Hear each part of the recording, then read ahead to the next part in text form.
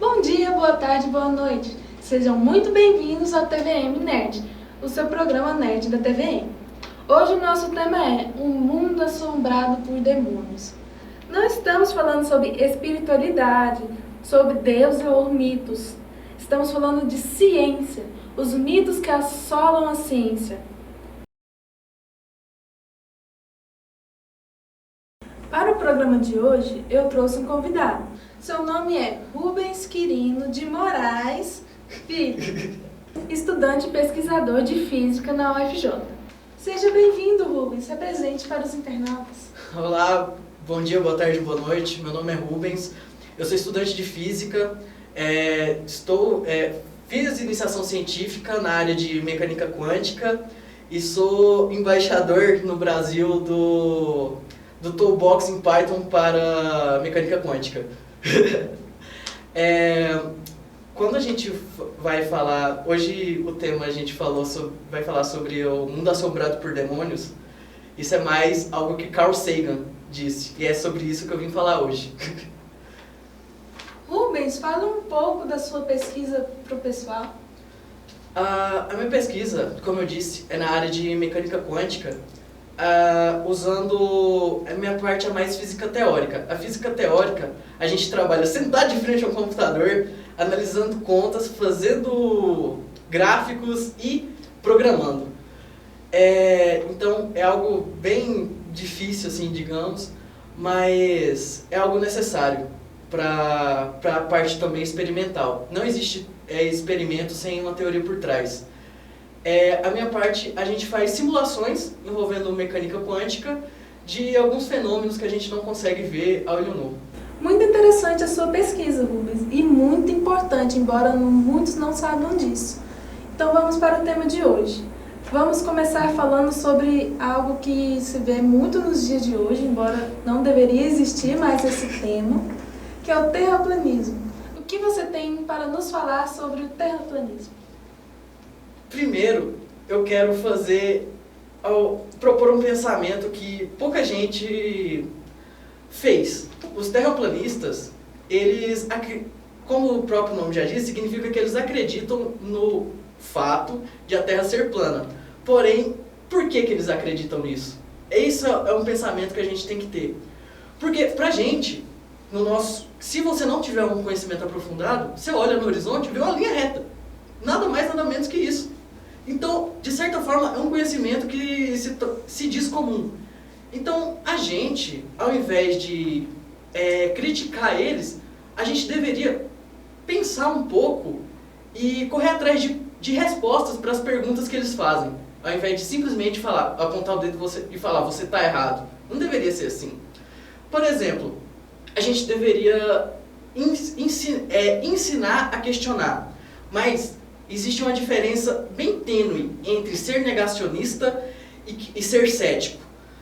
Quando eu falo sobre ser cético, eu estou falando de você questionar tudo e aceitar evidências, fatos e uma metodologia científica. Quando eu falo de você ser negacionista, mesmo com essa metodologia científica, evidências e fatos, você continuar negando. Isso significa que você não está sendo cético. Você está usando da ideia de que a ciência só está certa quando concorda comigo. Então você está sendo, nesse caso, negacionista, que se diz. O terraplanismo, ele surgiu, óbvio que ele é de muito, muito antes de nascermos, eu falo nossa geração, eu tenho 20 anos de idade, muito antes já tinha uma pessoa ou outra que já acreditava no terraplanismo. Mas a grande questão é que por conta do fenômeno da internet, uma pessoa ou outra começaram a conversar e criou-se uma sociedade mundial sobre terraplanismo. E isso é real, existe a Sociedade Mundial de Terraplanistas, que eles já fizeram até a primeira conferência deles nos Estados Unidos, e isso tem se tornado um fenômeno que, de certa forma, a culpa disso ter acontecido, a gente pode dizer que é de um sistema de ensino que tem alguns problemas, que não ensina você a questionar, não te ensina a ferramenta e sim te entrega a resposta. O pessoal que é terraplanista, eles veem as respostas já que eles não conhecem o método que chegam nessas respostas, eles ficam olhando assim, por quê? Por que eu tenho que aceitar isso? E isso é algo admirável na ciência, na verdade. Quando uma pessoa te entrega uma resposta e você se questiona o porquê, isso é fazer ciência. Porém, eles fecharam os olhos pro passo a passo. Eles não enxergam o passo a passo. E no meu ponto de vista, essas pessoas que se dizem terraplanistas, elas seriam ótimas cientistas se elas tivessem sido ensinadas da maneira correta. Agora, sobre negar o terraplanismo, isso de certa forma pode parecer meio óbvio, mas todas as pessoas a maioria das pessoas na sociedade podem criticar o terraplanismo, mas não tem argumentos, como eu posso dizer, que poderiam convencer um terraplanista de que ele está errado. E esse é o papel de quem faz ciência, fornecer isso para a sociedade. Uma coisa muito simples é satélites. O sistema de GPS. O sistema de GPS, de geoposicionamento espacial, ele funciona simplesmente porque existe o fenômeno da Terra ser esférica. E tudo isso desencadeando, você assume que a Terra, por ser esférica, você consegue colocar satélites em órbita da Terra, esses satélites em órbita rastreiam o seu posicionamento e te chega na palma da sua mão, que assim se dá o GPS que temos hoje em dia. Além disso, tem N outros fatores. A gente pode citar as constelações. As constelações aqui e no Japão são diferentes. Por que seriam diferentes? Simplesmente porque o ponto de vista que a gente tem do universo aqui, no caso em Jataí, Goiás, é diferente em Tóquio, no Japão. Outra coisa, o eclipse. O eclipse é um fenômeno que é dificilmente explicado se você admitir a Terra plana. As estações do ano também. E o fato de a Terra ser plana admitiria que você simplesmente pudesse ver você conseguiria ver Nova York daqui de Jataí se você tivesse uma lente muito potente de uma câmera, um telescópio apontado no horizonte ou algo assim. Coisa que a gente sabe que é impossível. Eu posso ficar aqui horas citando um monte de exemplo que os terraplanistas, às vezes, eles simplesmente fecham os olhos. Tem um documentário muito bom na Netflix sobre isso, que o documentário se encerra com um experimento falho da terraplanista, em que eles encontram indícios de que a Terra é esférica e eles se negam a acreditar ainda. Eles continuam dizendo, nossa, realmente interessante essa evidência, mas aí acaba o documentário. Mas é isso. O terraplanismo, hoje em dia, a gente pode dizer que ele está mais como uma doença dentro da ciência, dentro da sociedade. Dentro do meio acadêmico, não existe mais discussão de se a Terra é esférica ou não. Tanto é que os cálculos que mostram a esfericidade da Terra foram feitos, se eu não me engano, em 500 anos antes de Cristo. Que já com um erro que eu acho incrível, que a pessoa conseguiu fazer um erro de míseros 40 quilômetros pro raio da Terra. Isso é algo espetacular para a época. Simplesmente medindo a sombra que o Sol faz em determinado horário em dois locais diferentes, separados, se eu não me engano, por 15 graus na Terra esférica. Como eu disse, eu posso ficar aqui muita hora falando. Sempre que alguém tiver dúvidas sobre isso, a internet é algo que pode ser muito bem ponderado. Por quê? Do mesmo jeito que existe a Sociedade Brasileira de Física na internet, que é um site que eu recomendo muito, tem muita coisa lá legal, tem artigos tanto mais avançados quanto artigos da área sobre ensino, sobre coisas que poderiam ser ensinadas para alunos aprenderem. Também na mesma internet tem-se nela a Sociedade Brasileira de Terraplanismo e a Sociedade Internacional de Terraplanismo. Então, o único filtro entre o que chega em você e a informação disponível é você.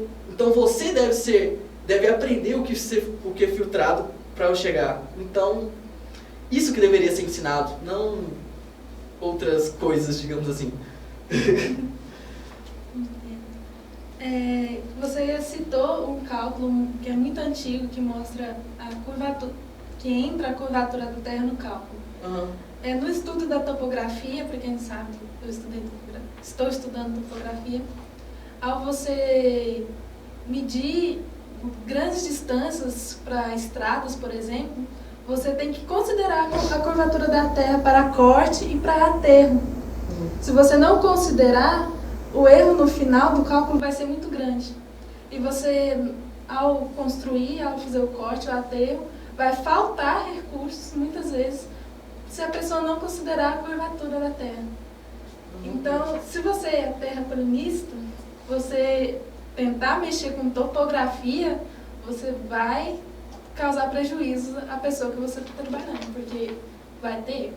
Então, isso é algo interessante da gente falar, porque a gente, confinado no nosso dia a dia, pouco importa pra gente se a Terra é plana ou esférica. De verdade, não, pouco importa. Mas a questão é que esse pouco importa fez a diferença na história da humanidade. Por exemplo, os cálculos feitos no século XVII por Isaac Newton conseguiram levar o homem na Lua. Os mesmos cálculos foram feitos antes da gente descobrir que poderíamos fazer um foguete. Esses cálculos foram descobertos e conseguiram levar o homem para a Lua. Isso é magnífico. A matemática que ensinam para a gente no ensino fundamental, no ensino médio, e um pouco mais avançado no ensino superior, consegue descrever desde um simples átomo até a mecânica celestial, que a gente fala, descrevendo planetas e os astros. E você entender essa fundamentação matemática abre muito sua mente. Uma coisa que eu gosto de falar é que quando a pessoa me pergunta o que eu estudo, tem duas respostas.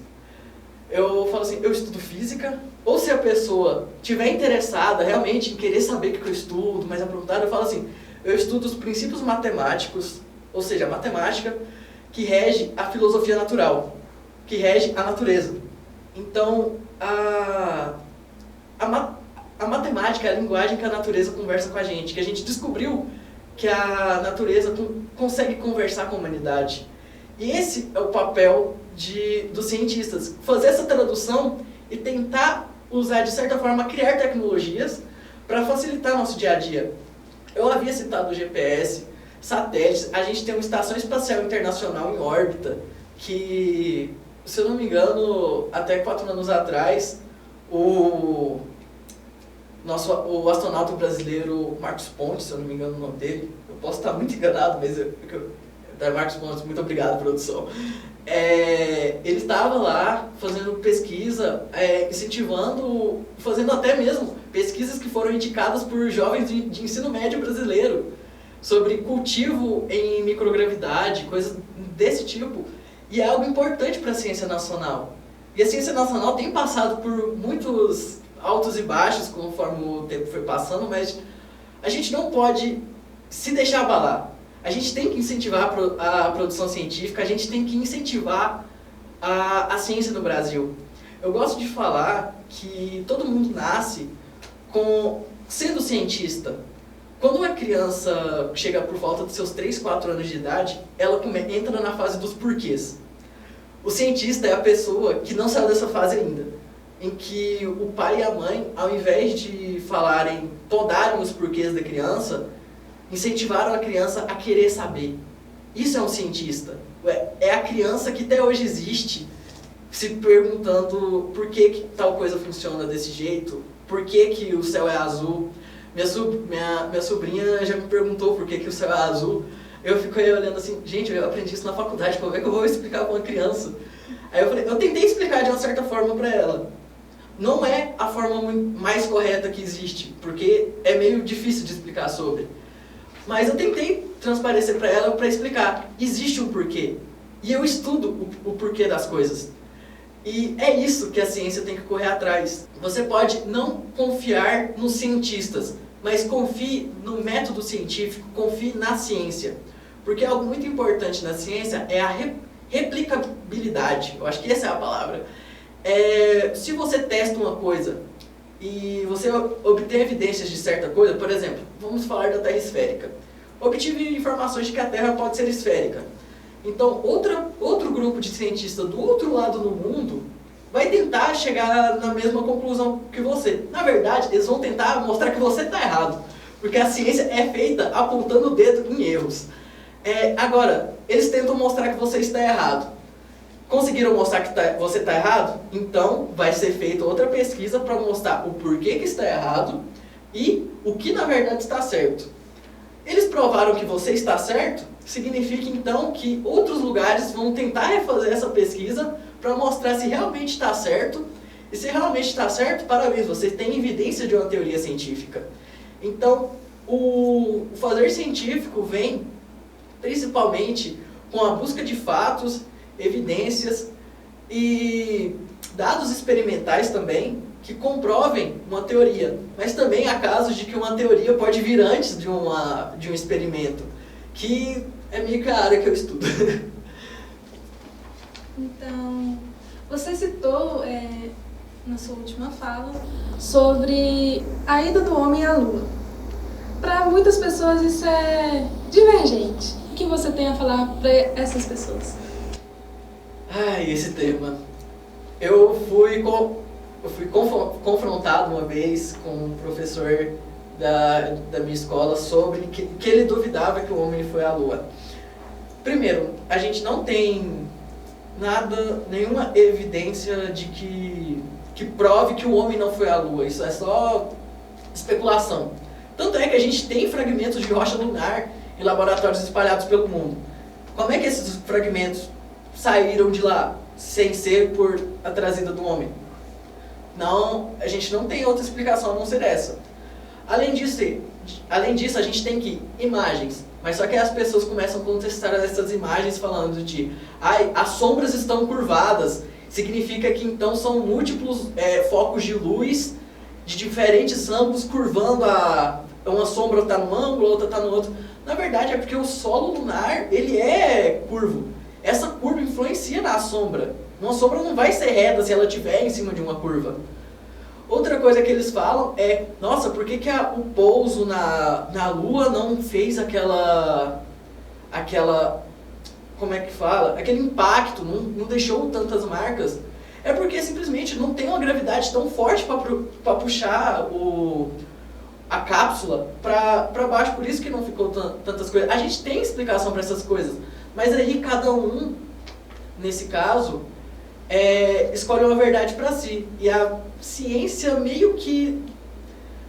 É meio forte essa frase, mas a ciência não se importa com sua opinião. A ciência é um fato. O homem foi à Lua. Queira você ou não. É isto. E como você pode explicar o argumento que dizem, mas como ele foi à Lua, mostrou imagens na Lua, mas não há estrelas, então isso foi tudo encenado? Nossa, esse argumento ele é muito bom se você não conhece de qualidade de imagem. Porque qualquer pessoa que fez um curso básico de fotografia sabe sobre exposição luminosa. A Lua, como é uma superfície branca, ela reflete muito mais iluminação do ambiente que do que o restante, que o fundo do espaço. Então, a câmera é adequada para o solo lunar. Por isso, a iluminação das estrelas é ofuscada no mínimo. É abaixada no mínimo, aquela informação luminosa. Com isso, não dá para se ver as estrelas de fundo. Isso é algo que qualquer pessoa que... Você pode tentar replicar isso. Coloque alguma imagem do lado da luz da sua casa e tente tirar foto dessa foto que você colocou. Não tem como.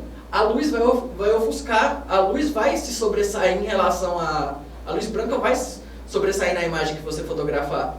É isto. A gente pode usar, então, como exemplo, o celular sendo utilizado no sol. Que uma vez que você pega o celular que tem uma pouca luminosidade e vai em um lugar que tem sol, você não enxerga o seu celular, você não enxerga a tela do seu celular, a não ser que ela seja AMOLED, certo? Certo. Tanto é que a gente faz uso dessa propriedade, a gente não, a natureza faz uso dessa propriedade quando a gente olha para cima de dia e não vê estrelas no céu, porque a luz do sol está ofuscando as estrelas. Existe uma iluminação no ambiente que se sobressai à iluminação dos outros corpos celestes, que é exatamente a mesma coisa do solo lunar. Mas o solo lunar, diferente do Sol, ele não está emitindo luz, ele está simplesmente refletindo a luz solar.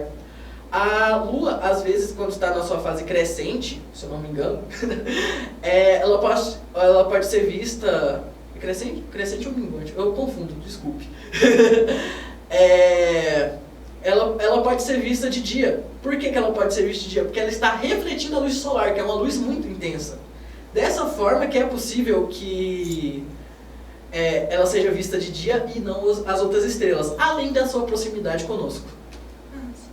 Então, falando em estrelas, isso me remete a um assunto também muito comentado e muito visto na internet, em qualquer lugar, que é a astrologia. O que você tem para falar para o público sobre astrologia? Olha, a astrologia ela não é debatida em meio acadêmico.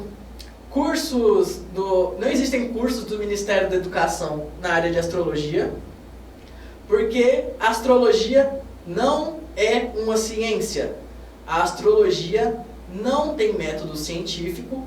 A astrologia ela é moldada conforme o tempo para se adequar para vender, digamos assim.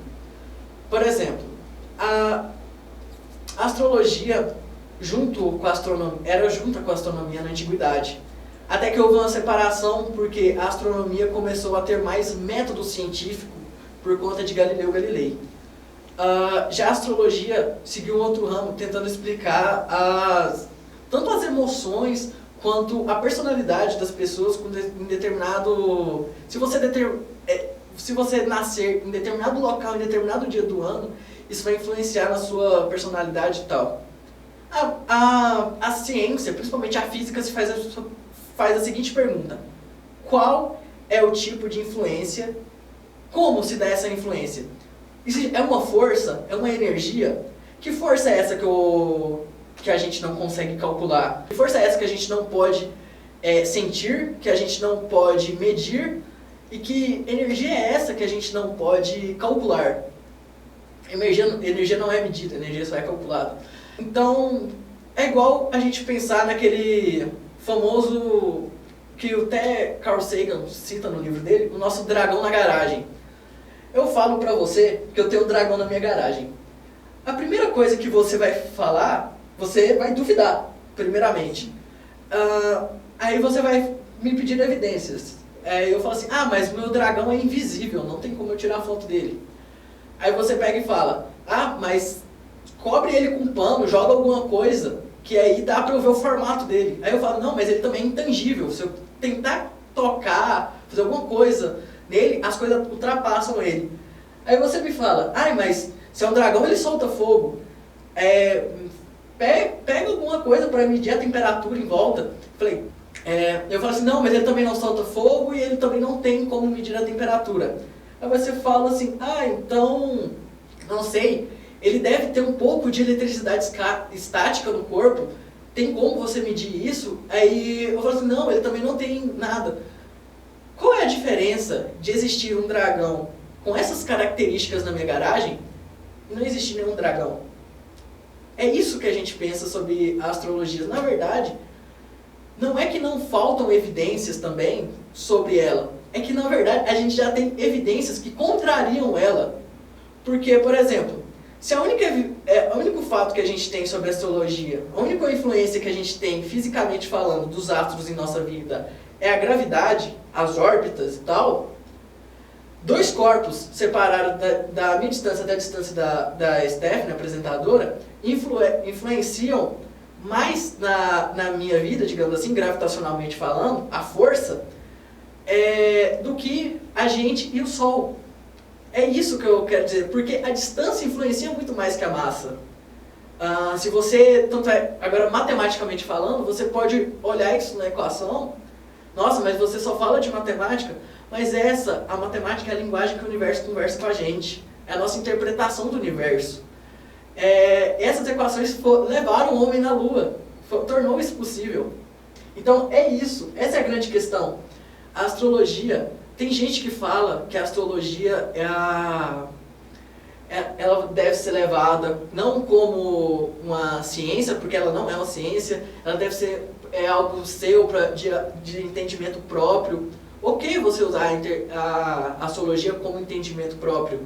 A grande questão é quando você usa a astrologia para o julgamento do próximo.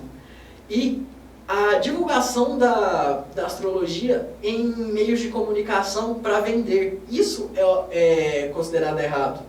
Porque você está, de certa forma, enganando a sociedade.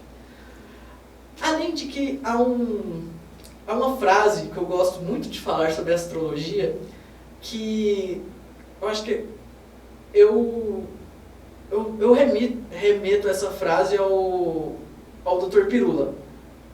Ele diz que a Terra plana, a astrologia é a Terra plana socialmente aceita. Porque é uma ideia completamente fora dos contextos atuais, cientificamente falando. Ela é uma ideia que não tem evidência, não tem base, na verdade tem coisa contra, que já foi provada há muito tempo atrás, mas mesmo assim ainda existe gente que aceita, mas diferente da Terra plana, é socialmente aceito. Entendi. E sobre a astronomia, que seria o estudo das estrelas, quais são os mitos que rondam essa ciência? Um mito que ronda a astronomia, que a gente pode falar, é que, por exemplo,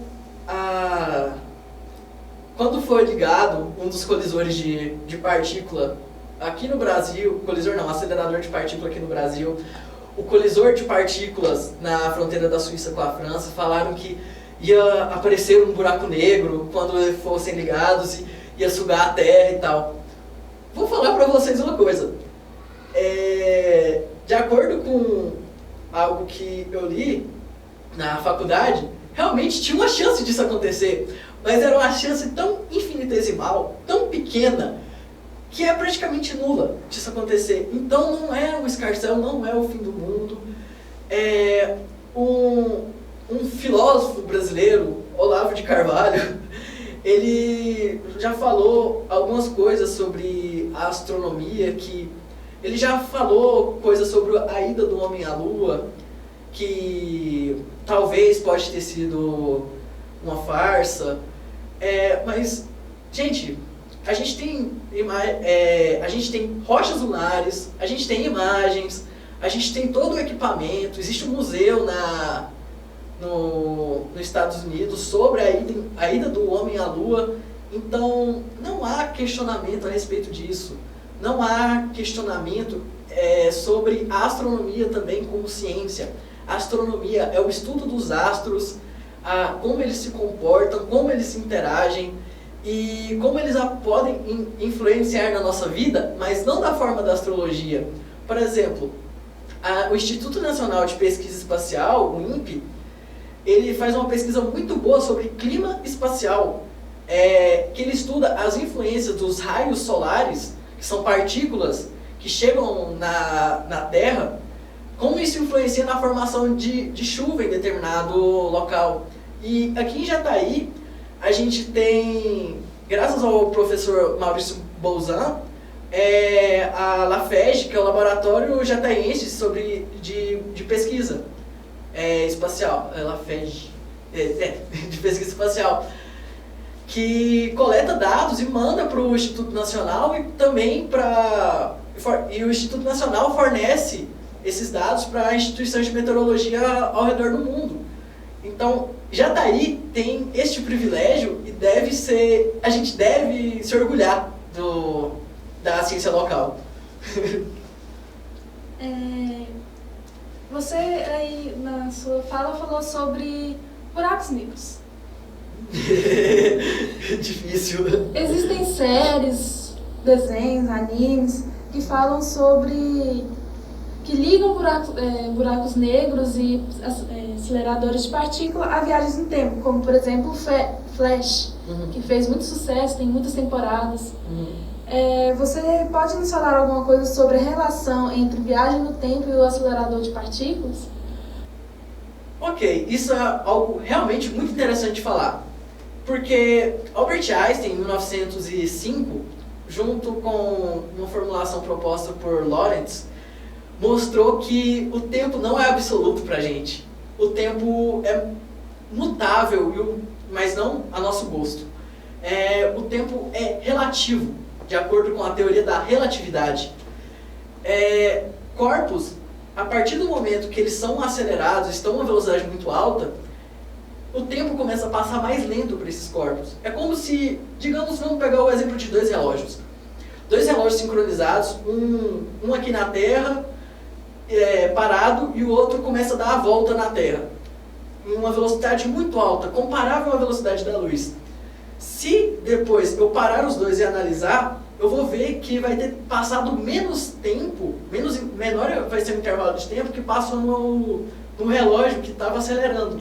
Então, em colisores de partícula, aceleradores de partícula, deve ser levado em conta esse fenômeno. Então, há, digamos assim, uma viagem no tempo que uma partícula fez. Ela estaria viajando para o futuro, porque passou menos tempo para ela, é como se para mim tivesse passado 1 ano, e para o mundo ao redor tivesse passado 5. Então é como se eu tivesse avançado 4 anos no futuro, se você parar para pensar. Isso é algo fenomenal que a física mostra para a gente. Só que esse efeito não é observável no nosso dia a dia, porque, como eu disse, precisa de velocidades muito altas para isso acontecer. Também há um caso parecido da diferença temporal para objetos sob a ação de uma gravidade muito forte. Sob a ação de uma gravidade muito forte, o tempo passa mais lento e faz com que você... a gente pode fazer uma citação muito boa de Interestelar. Interestelar, quando eles estão perto do buraco negro, o tempo começa a passar muito lento para eles e o pessoal da nave começa a envelhecer em relação ao pessoal que está na cápsula perto do buraco negro. E quando eles se encontram, uns estão à beira da morte, spoiler, enquanto outros ainda, para eles, passaram coisa de dias.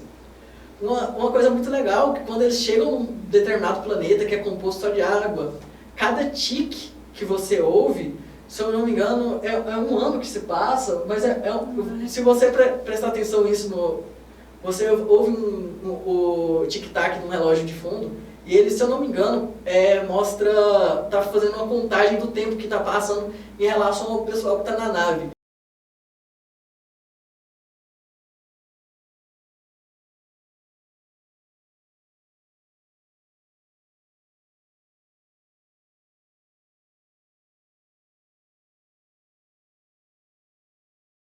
Quando você, com essa informação em mente, assiste aquele filme, você fica num desespero. E isso é proposto pela teoria de Einstein, já na teoria de 1915 que ele faz, que é a teoria da relatividade geral, que ele publica. E a gente tem muitas evidências de que isso realmente acontece, que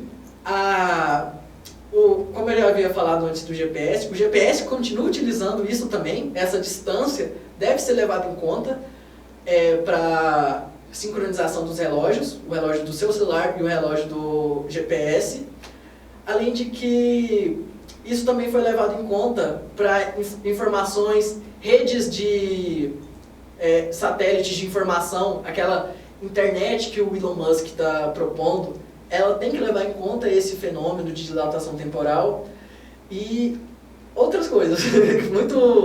Mas lembrando que nada disso diretamente está no nosso cotidiano. Isso é algo que a gente, na física teórica, estuda muito, só que é muito específico, não está no nosso dia a dia. Então, o filme Interestelar, para uma pessoa leiga, a pessoa que não entende de física nada, senta no sofá e vai ver o filme. Você acha que a pessoa deve levar em consideração o que acontece no filme como, digamos, algo aplicável? Ou ela deve ver aquilo lá como é uma ficção e eu vou curtir como se fosse uma ficção, não vou tirar nada disso? Até determinado ponto do filme, ele retrata fielmente, até determinado ponto, as teorias e leis científicas. Mas a partir do momento que eles entram dentro de um buraco negro, aquilo lá, a ciência já não sabe praticamente nada sobre aquilo. Alguém que contribuiu muito sobre buracos negros é Stephen Hawking, falecido em 2018. Ele faleceu no dia do Pi. Uma informação completamente aleatória, mas foi exatamente o dia também que Albert Einstein morreu, se não me engano, ou nasceu.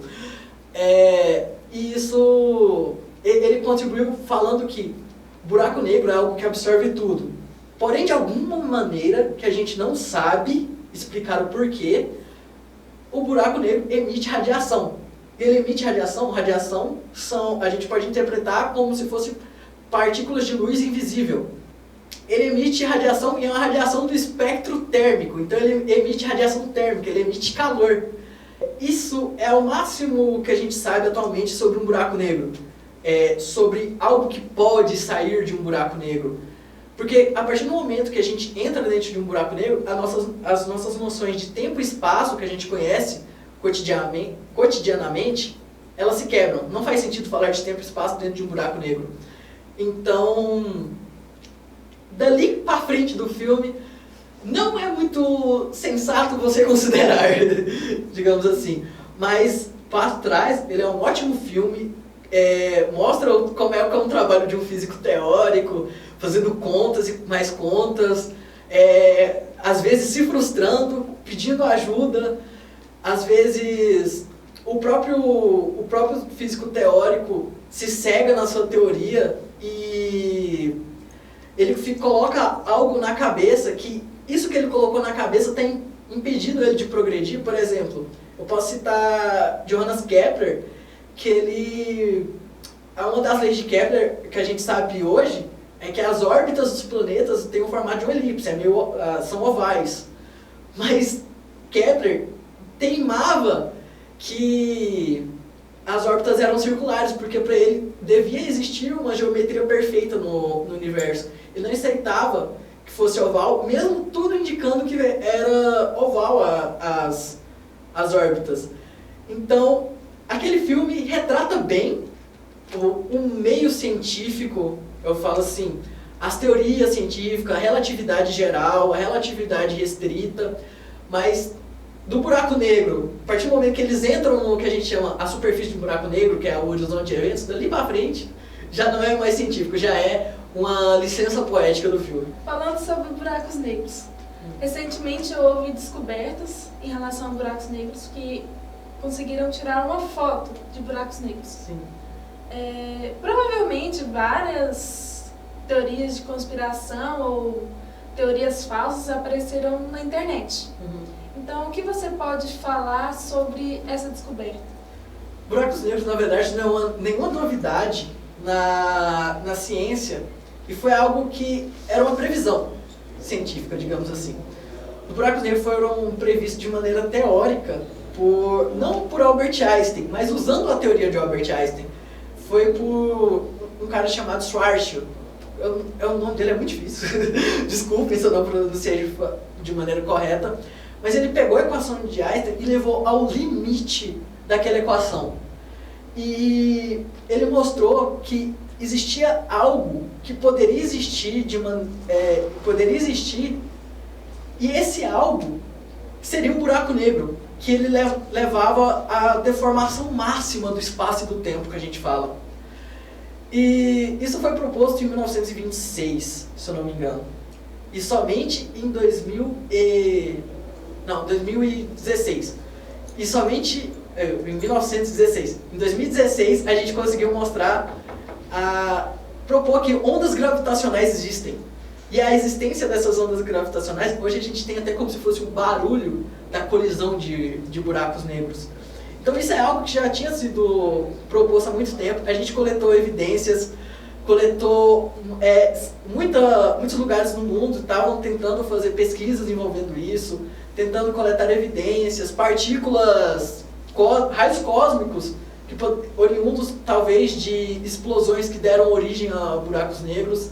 Isso foi coletado e está cada vez mais mostrando que, além de buracos negros serem possíveis, que eles tinham algumas propriedades físicas que a gente já conhece, algumas coisas de respeito, como colisão, como até fato dele, como eu falei antes, eles terem que a gente fala, uma termodinâmica, um estudo, dá pra gente estudar o calor e a temperatura de um buraco negro, de alguma forma. E então, a gente ter conseguido tirar a foto de um buraco negro é um passo importantíssimo para o entendimento desse fenômeno natural, que agora é uma nova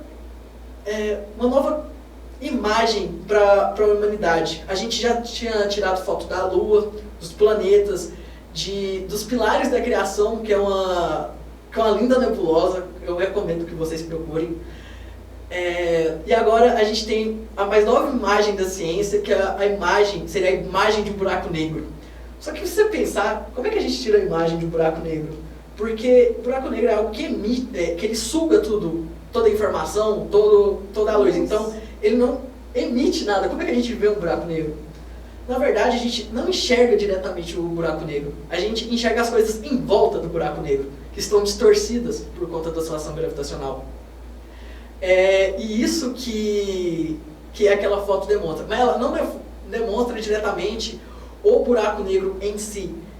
Aquela imagem é uma imaginização, não sei como dizer isso, é um jeito da gente visualizar algumas informações que foram coletadas com um aparato científico em diversos laboratórios do mundo. E isso a gente diz que é a imagem do buraco negro, é a nossa construção, o nosso jeito de ver o buraco negro daqui da Terra. Então, muito obrigado pela sua participação. Todos aqui devem saber que isso são informações importantes, que todos deveriam saber, ou pelo menos buscar saber. Que nós sabemos que fake news estão espalhadas aí pela internet, e como já foi dito, nós temos que aprender a filtrar tudo que chega pra gente antes de espalhar. Então, muito obrigado pela sua participação, Rubens. Eu que agradeço. Iremos chamar mais vezes, porque Ok.